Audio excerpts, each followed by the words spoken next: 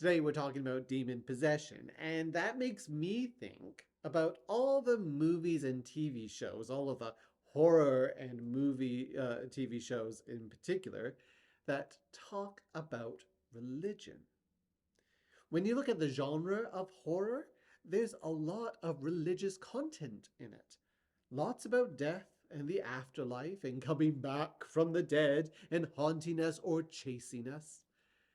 In horror, we see an active dialogue happening between religion and pop culture. And yeah, this is all a promotion for our upcoming Bible study. Pop culture takes a lot of religious elements as themes in their horror stories. So, take for example, zombies. Did you know that the zombie story began in the voodoo religion in Haiti? For them, someone could be turned into a zombie and then enslaved to serve their master eternally.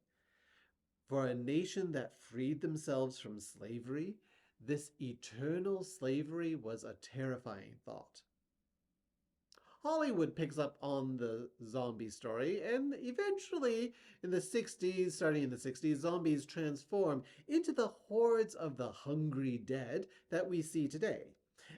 The key part of today's zombies is that unstoppable horde mentality of them, particularly frightening for an individualistic culture like ours.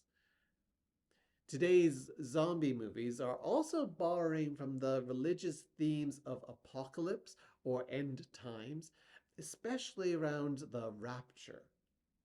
The rapture is a religious idea where the faithful are taken up to heaven and what's left behind is a dystopia that tests humanity. That image of a society falling apart and everyone fending for themselves becomes a major theme for pop culture stories, which then in turn influences Christian thought about the rapture.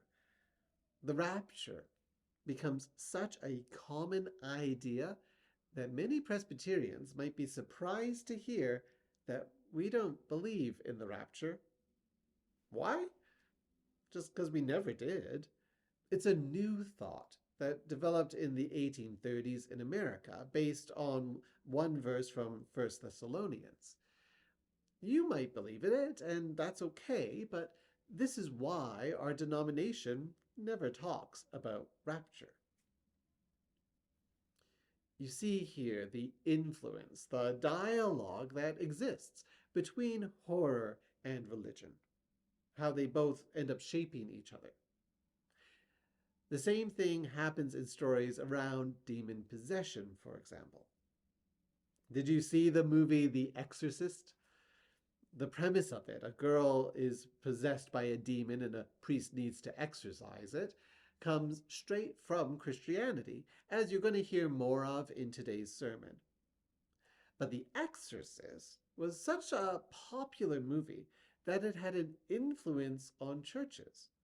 We end up talking about demon possession more. There's this heightened fear around evil spirits. When I was growing up, my dad would tell us that it was the scariest movie he had ever seen. And I wondered if this is part of the reason why, about half a decade later, we'd see a moral panic over Satanism. The culture, especially church culture, was primed and ready to see evil lurking everywhere. Religious studies scholar Douglas Cohen says that what we fear, how we fear, and the ways in which we react to fear are profoundly shaped by the cultures in which we live. Our fears say something about our culture and about us. The fact that so many of our horror stories have religious overtones makes me wonder, what is it saying about the fears of our culture? What are our underlying anxieties?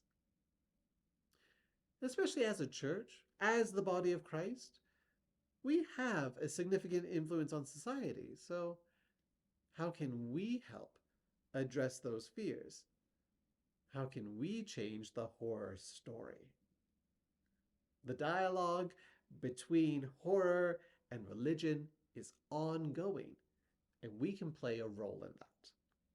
For more, come check out our Bible study on the theology of pop culture.